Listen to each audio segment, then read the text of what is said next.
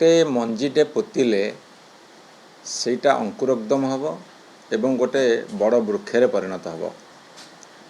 जेबेठू Bharatiya Janata party सरकार ओडिशा रे क्षमता को आसिले आम यहाँ द्वितीय रथयात्रा देखिलु एवं प्रथम रथयात्रा रे जो विभ्राट होता जो तदंत करा जाइथिला जदि से माने सठिक पदक्षेप नहीं थांते आज ये विराट भूल हो न।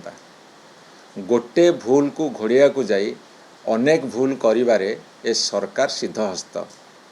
मु आपण मानु कहि रखिया को चाहे गतकाली महाप्रभु जगन्नाथ रथ आगु को गड़िला नहीं। तार कारण मु जो कथा कही एमाने हजार हजार कड़न पास देइछंती। ऑफिशियली 6000 कहउछंती किंतु अनऑफिशियली मो पाखे जा खबर अच्छी 10-15 हजार कड़न पास देइछंती तांको दलर कर्मी मानकु संतुष्टिकरण राजनीति करने तांको दलर कर्मी मानकु देले जहाँकि चरम विशृंखला को डाकी आनिला।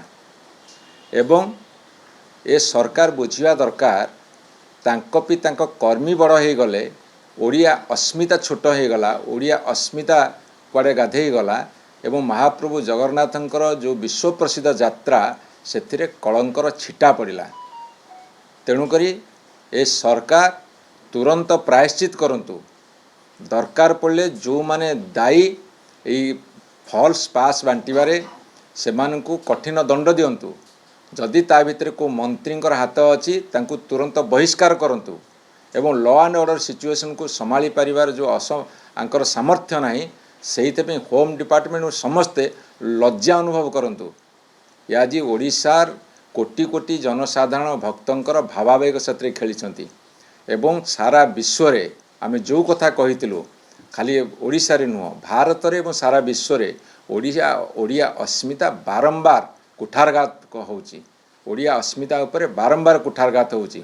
ए सरकार टिके हेजंतु चेतंतु भूल को घोड़ातुनी जे भूल करुची ताकू शास्ति दियंतु नहले निजे शास्ति पाइबाकू आगभर हुंतु। काले सांबादिक बंधु माने तांकर भूल त्रुटि को दर्शई देवे से तांको ऊपर निर्घात प्रहार करी तांको घोड़ेले।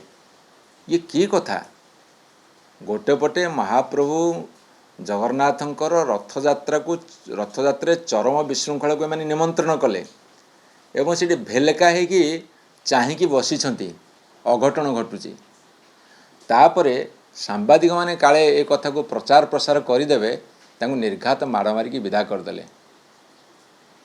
एक रे जगन्नाथ द्रोही हेले दुई रे गणतंत्र को हत्या करने बाहरी आसिले यही माने भारतीय जनता पार्टी निंदा करुचु दृढ़ निंदा करुचु।